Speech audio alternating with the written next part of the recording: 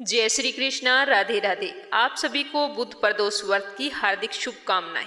आज की इस वीडियो में मैं आपको बताने वाली हूँ बुध प्रदोष व्रत से जुड़ी हुई कुछ महत्वपूर्ण जानकारियाँ और इस व्रत में कौन कौन सी कथाएं हमें सुननी चाहिए। वो सारी कहानियाँ आपको एक साथ यहाँ सुनने को मिल जाएगी, तो प्लीज वीडियो को अंत तक ध्यान से सुनना और ज़्यादा से ज़्यादा शेयर करना। साथ ही मीरा भक्ति चैनल को सब्सक्राइब करना नहीं भूलना। कमेंट बॉक्स में भोले बाबा का जयकारा जरूर लगाना। यह व्रत हिंदू तिथि के अनुसार 13वें दिन यानी कि त्रयोदशी को होता है। त्रयोदशी अथवा प्रदोष व्रत हर महीने में 2 बार आता है, एक शुक्ल पक्ष का और दूसरा कृष्ण पक्ष का। यह तिथि भगवान शिव को समर्पित है। इस दिन किए जाने वाले व्रत को प्रदोष व्रत कहा जाता है। जिस वार को त्रयोदशी तिथि आती है उसको उसी नाम से जाना जाता है और फल भी उसी के अनुसार मिलता है। कहा जाता है कि प्रदोष व्रत करने से परदोष से मुक्ति मिलती है। इस व्रत में भगवान महादेव की पूजा प्रदोष काल में की जाती है। यह प्रदोष व्रत करने से मनुष्य के सभी पाप धुल जाते हैं और उन्हें शिव धाम की प्राप्ति होती है। त्रयोदशी अर्थात प्रदोष का व्रत करने वाला मनुष्य सदा सुखी रहता है। उसके संपूर्ण पापों का नाश इस व्रत से हो जाता है। इस व्रत को करने से सुहागिन नारियों का सुहाग हमेशा अटल रहता है, बंदी कारागार से छूट जाता है। जो स्त्री पुरुष जिस कामना को लेकर इस व्रत को करते हैं उनकी सभी कामनाएं कैलाशपति शंकर जी पूरा करते हैं। सूत जी कहते हैं कि त्रयोदशी व्रत करने वाले को 100 गौ दान का फल प्राप्त होता है। इस व्रत को जो विधि विधान तन मन और धन से करता है उसके सभी दुख दूर हो जाते हैं। हिंदू धर्म के अनुसार प्रदोष व्रत कलयुग में अति मंगलकारी और शिव कृपा प्रदान करने वाला है। प्रत्येक माह की त्रयोदशी तिथि में सायंकाल को प्रदोष काल कहा जाता है। उसी समय भगवान शिव की पूजा की जाती है। मान्यता के अनुसार प्रदोष के समय महादेव कैलाश पर्वत के रजत भवन में इस समय नृत्य करते होते हैं और देवतागण उनके गुणों का स्तवन करते हैं। तो भगवान शिव उस समय बहुत ही प्रसन्नचित मुद्रा में होते हैं तो अपने भक्तों की समस्त मनोकामनाएं पूर्ण करते हैं। भगवान भोलेनाथ के वैसे तो कई व्रत होते हैं, लेकिन प्रदोष व्रत का काफी अधिक महत्व बताया गया है। 2023 में वैशाख माह के शुक्ल पक्ष का प्रदोष व्रत 3 मई बुधवार को रखा जाएगा। इस दिन भगवान शंकर की विशेष रूप से पूजा करके उनका आशीर्वाद प्राप्त कर सकते हैं। इस दिन व्रत करके आप अपने पापों से मुक्ति भी पा सकते हैं और अपनी मनोकामना भी भगवान से पूरी करवा सकते हैं। वैशाख मास के अंतिम दिनों में आने वाला प्रदोष व्रत काफी महत्वपूर्ण बताया गया है, क्योंकि वैशाख मास के अंतिम 5 दिन बहुत ही चमत्कारी होते हैं। इन दिनों में चमत्कारी शक्तियां ब्रह्मांड में घूमती है। ये सभी माता पार्वती और भगवान शिव के आदेश पर उनके भक्तों के लिए आती है। ऐसा माना जाता है कि इस दिन माता पार्वती और महादेव की सच्चे मन से पूजा अर्चना करने वालों की समस्त मनोकामनाएं पूरी होती है। अब की बार वैशाख माह का अंतिम प्रदोष व्रत बुधवार को पड़ रहा है। इसी कारण इसका महत्व और भी अधिक बढ़ गया है। जिसकी कुंडली में बुध ग्रह कमजोर हैं उन्हें ये व्रत अवश्य करना चाहिए। इससे आपके सभी दोष नष्ट हो जाएंगे और आपका जीवन खुशहाल हो जाएगा। अगर आप भी प्रदोष व्रत रखना चाहते हैं तो उस दिन सुबह जल्दी उठें और स्नान करने के बाद में भगवान शंकर और माता पार्वती जी के सामने व्रत का संकल्प लें और अपनी परेशानी या मनोकामना जो भी है उनसे कहें। इसके बाद में व्रत का अनुसरण करते हुए दिन भर पालन करें और इसके बाद में शाम के समय पूजा के मुहूर्त पर भगवान शंकर के साथ माता पार्वती की प्रतिमा के सामने धूप दीप जलाकर सामर्थ्यानुसार भोग लगाएं और महादेव जी को बेल पत्तर धतूरा और फिर दोनों को फूल अर्पित करें। उसके बाद प्रदोष व्रत की कथा सुने, बुध ग्रह की कथा सुने और गणेश जी भगवान की कथा सुने। उसके बाद में आरती करें। पर ध्यान रखें कि जब भी आप प्रदोष काल में पूजा करते हैं तो ठीक उससे पहले आपको स्नान करना होता है। चाहे सुबह आपने स्नान किया है फिर भी आपको शाम को स्नान करके फिर पूजा करनी होती है। पूजा पाठ और कथा सुनने के बाद में प्रसाद बांट दें। हो सके तो जरूरतमंदों की मदद करें, भूखों को भोजन करवाएं। अगर इस दिन कोई भी भिक्षुक आपके घर आता है तो उसे खाली हाथ ना जाने दें। इससे महादेव जी बहुत ही जल्दी प्रसन्न होकर अपने भक्तों की समस्त मनोकामनाएं पूरी कर देते हैं। चलिए सुनते हैं बुध प्रदोष व्रत कथा। प्रदोष व्रत कथा के अनुसार एक पुरुष का नया नया विवाह हुआ था। विवाह के 2 दिन पश्चात उसकी पत्नी मायके चली गई। उसे मायके गए हुए थोड़े ही दिन हुए थे कि उसका पति उसे लेने के लिए ससुराल गया। उस दिन बुधवार था, तो उस व्यक्ति के ससुर ने कहा कि आज बुधवार है बेटा, आज मत जाओ, रात भर रुक जाओ और कल चले जाना। तो उसने कहा नहीं, मैं तो आज ही जाऊंगा। तो उसके ससुर ने कहा कि बेटा, विदाई के लिए बुधवार का दिन शुभ नहीं माना जाता, मेरी मानते हो तो कल सुबह चले जाना। लेकिन वो बोला कि मैं शुभ, अशुभ और बुधवार को नहीं मानता, मुझे तो आज ही जाना है। उसने हट पकड़ ली। तो उसके सास ससुर ने उनकी विदाई कर दी। दोनों पति पत्नी वहां से चल पड़े। चलते चलते दोनों बीच रास्ते पर पहुंचे तो उसकी पत्नी बोली कि मुझे तो प्यास लगी है। तो उसके पति ने इधर उधर देखा, कहीं भी आसपास पानी नजर नहीं आया। तो उसने कहा कि तुम इस पेड़ के नीचे बैठो और मैं तुम्हारे लिए पानी लेकर आता हूँ। ऐसा कहकर वो वहां से चला गया और उसकी पत्नी वहीं एक पेड़ के नीचे बैठ गई। कुछ देर बाद जब उसका पति पानी लेकर लौटा तो उसने देखा कि उसकी पत्नी तो किसी और के साथ हंस हंस कर बातें कर रही थी और उसी के लोटे से पानी भी पी रही थी। तो यह देखकर उसे बहुत ही गुस्सा आया। वह जल्दी जल्दी उनके निकट पहुंचा। तो वहां जाकर उसने देखा तो उसके आश्चर्य का कोई ठिकाना ना रहा, क्योंकि उस आदमी की शक्ल बिल्कुल उस आदमी से मिलती थी।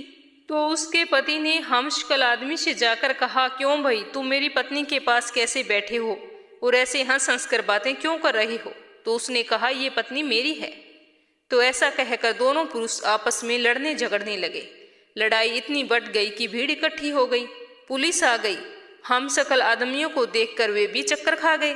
बहुत कोशिश की पर पता नहीं लगा पाए कि असली पति उसका कौन है। तब एक आदमी ने कहा कि उसकी पत्नी से ही पूछ लेते हैं, उसको तो पता होगा। तो उसकी पत्नी भी आश्चर्य में थी। वो बोली, मुझे नहीं पता, दोनों की एक जैसी शक्ल है, मैं क्या बताऊं। तभी उसके पति को याद आया कि मेरे ससुर ने कहा था कि बुधवार के दिन विदाई अच्छी नहीं होती, कहीं ये बुध देव तो नहीं है। तो उसी क्षण उसने भगवान शंकर से प्रार्थना की और कहने लगा कि हे भगवान, आप हमारी रक्षा करें, मुझसे बहुत बड़ी भूल हो गई है। मैंने अपने सास ससुर की बात नहीं मानी और मैं बुधवार को अपनी पत्नी को विदा करा के ले आया। आप एक बार मेरी गलती क्षमा करें, मैं भविष्य में ऐसा कभी भी नहीं करूंगा। जैसे ही उसकी प्रार्थना पूरी हुई, दूसरा पुरुष अपने आप अंतर्ध्यान हो गया। पति पत्नी सकुशल अपने घर पहुंच गए। उस दिन के बाद से पति पत्नी नियम पूर्वक बुध त्रयोदशी प्रदोष का व्रत रखने लगे।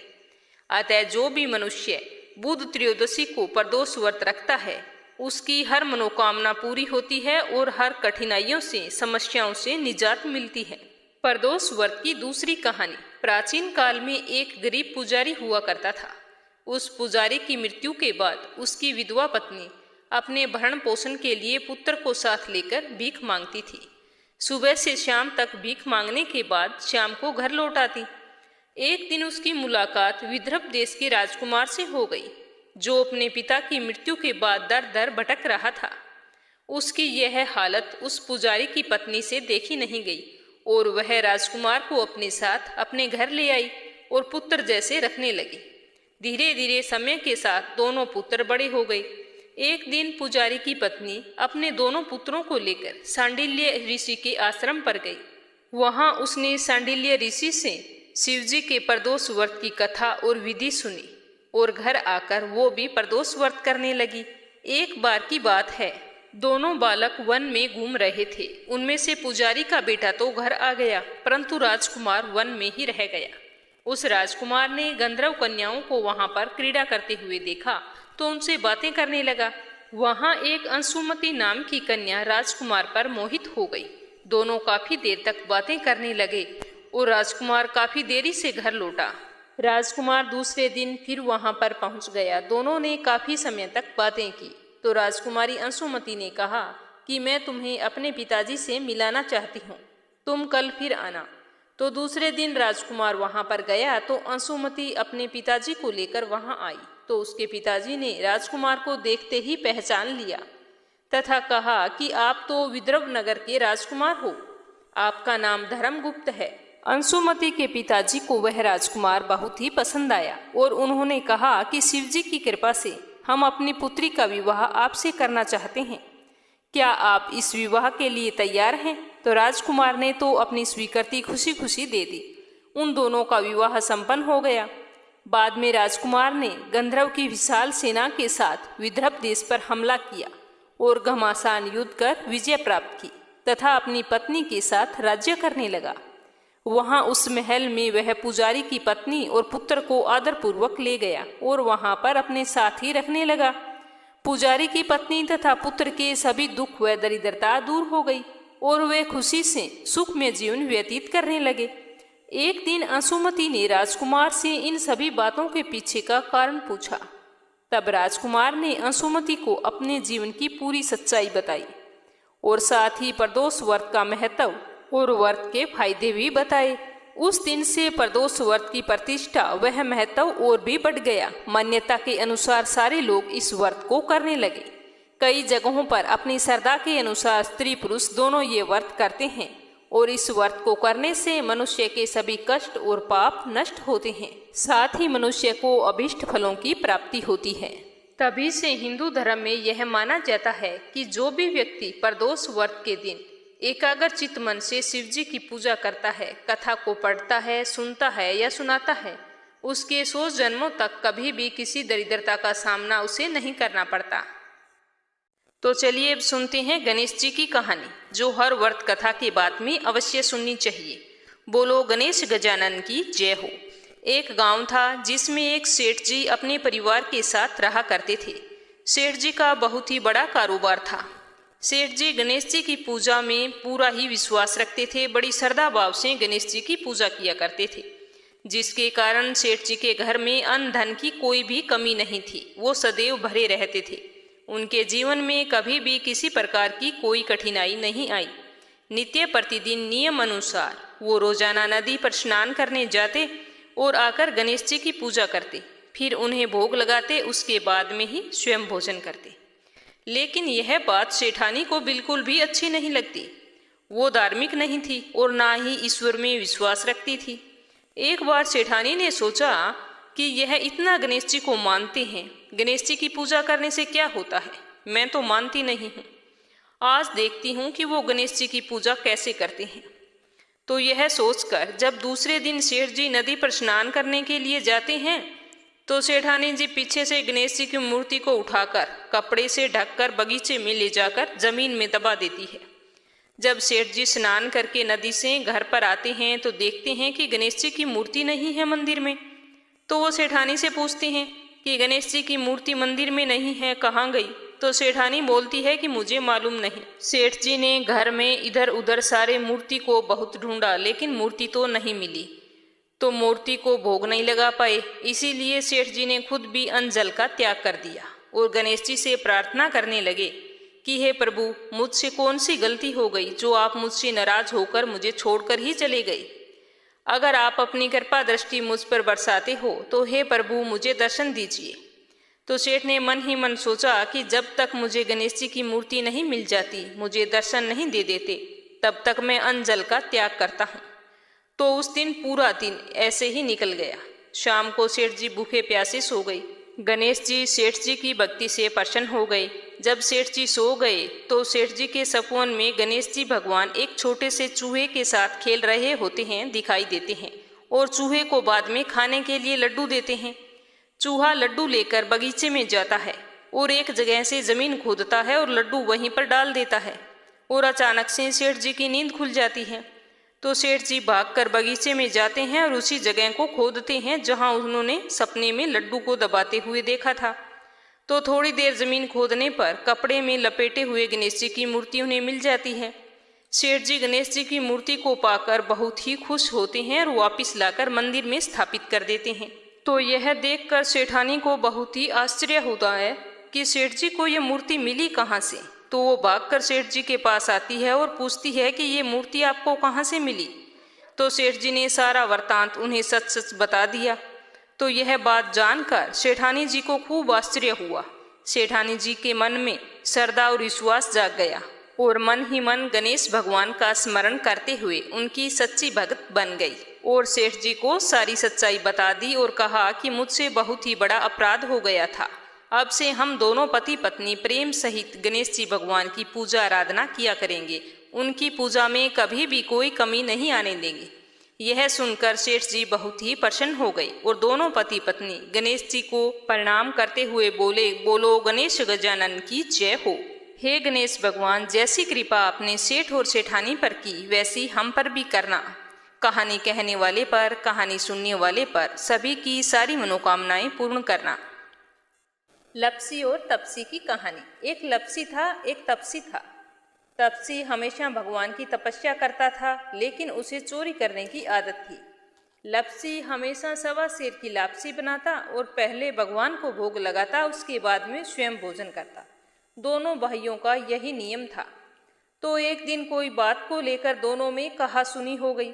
तो तपसी बोला कि मैं रोजाना भगवान की तपस्या करता हूँ, इसीलिए मैं बड़ा हूँ। तो लप्सी बोला कि मैं रोज भगवान को सवा सेर लापसी का भोग लगाता हूँ, इसीलिए मैं बड़ा हूँ। ऐसा कहते हुए दोनों जोर जोर से लड़ने लगे। तभी वहां से नारद जी गुजर रहे थे। दोनों को लड़ता हुआ देखकर वहां आए और उनसे पूछा कि तुम दोनों लड़ क्यों रहे हो। तो दोनों ने अपने आप को बड़ा बताया और साथ में बड़ा होने का कारण भी बताया। तो नारद जी बोले कि मैं तुम्हारा फैसला कर दूंगा, कल आऊंगा, बता दूंगा भी कौन बड़ा है। दूसरे दिन लप्सी और तपसी नहाकर अपनी रोज की भक्ति करने आए। तो नारद जी ने छुपकर 1.25 करोड़ की एक एक अंगूठी उन दोनों के आगे रख दी। जैसे ही भक्ति करते हुए तपसी की नजर उस अंगूठी पर पड़ी तो उसने चुपचाप से उठाई और अपने पैर के नीचे दबा ली। लप्सी की नजर अंगूठी पर पड़ी, लेकिन उसने ध्यान नहीं दिया। उसने पहले भगवान को भोग लगाया और फिर स्वयं भोजन करने के लिए बैठ गया। थोड़ी देर बाद नारद जी सामने आए तो दोनों ने पूछा कि अब बताओ हम में से कौन बड़ा है। तो नारद जी ने तपसी से खड़ा होने के लिए कहा। तो वो खड़ा हुआ तो उसके पैर के नीचे दबी हुई अंगूठी दिखाई दी। तो नारद जी ने तपसी से कहा, तपस्या तो तुम करते हो, इतनी तपस्या करने के बाद भी तुम्हारी चोरी करने की आदत नहीं गई। ये अंगूठी मैंने ही तुम दोनों के आगे रखी थी। मैं ये देखना चाहता था कि तुम दोनों में से किन के मन में लालच है। तो तूने तो अंगूठी दिखाई पड़ते ही झट से अपने पैर के नीचे दबा ली। लेकिन लप्सी का ध्यान अंगूठी पर जाने के बाद भी लप्सी ने अंगूठी को ना ही उठाया और ना ही ध्यान किया। उसने सिर्फ अपने भगवान जी में ही ध्यान रखा, उन्हें भोग लगाया और बाद में स्वयं भोजन करने लगा। इसीलिए लप्सी बड़ा है और तुम्हें तुम्हारी तपस्या का कोई भी फल नहीं मिलने वाला। जितनी चाहे मर्जी तुम तपस्या कर लो, तुम्हें इसका कोई भी फल नहीं मिलेगा। तो तपसी को यह सुनकर बहुत ही दुख हुआ और वह शर्मिंदा होकर नारद जी से माफी मांगने लगा और कहने लगा कि आज तक की मेरी गलती माफ करो और मुझे बताओ कि मुझे मेरी तपस्या का फल कैसे मिलेगा। आज के बाद कभी भी मैं चोरी नहीं करूंगा। तो नारद जी ने कहा कि यदि कोई गाय और कुत्ते की रोटी नहीं बनाएगा तो उसका फल तुझे मिलेगा। यदि कोई आदमी ब्राह्मण को भोजन करवाकर उसे दक्षिणा नहीं देगा तो उसका फल भी तुझे ही मिलेगा। अगर किसी को सूट, तीवल, साड़ी अगर हम देते हैं, उसके ऊपर अगर भेंट स्वरूप कुछ रुपए नहीं देंगे तो उसका फल भी तुझे ही मिलेगा। अगर कोई व्यक्ति दिए से दिया जलाएगा तो उसका फल भी तुझे ही मिलेगा। अगर कोई औरत आंगन लीपकर चौका नहीं लीपेगी तो उसका फल भी तुझे ही मिलेगा। यदि कोई व्रत कथा में सारी कहानी सुन ले लेकिन तुम्हारी कहानी ना सुने तो उसका फल भी तुझे ही मिलेगा। उसी दिन से हर व्रत कथा और कहानी के साथ लप्सी तपसी की कहानी कहीं और सुनी जाती है। तो ये थी बुध प्रदोष व्रत में सुनी जाने वाली सारी कहानियाँ एक साथ जो मैंने आपको सुनाई है। इन कहानियों को भगवान भोलेनाथ की विधिवत पूजा करके सच्ची श्रद्धा भक्ति से सुना जाए तो मनुष्य की समस्त मनोकामनाएं अवश्य पूरी होती है। बोलो भोलेनाथ की जय हो।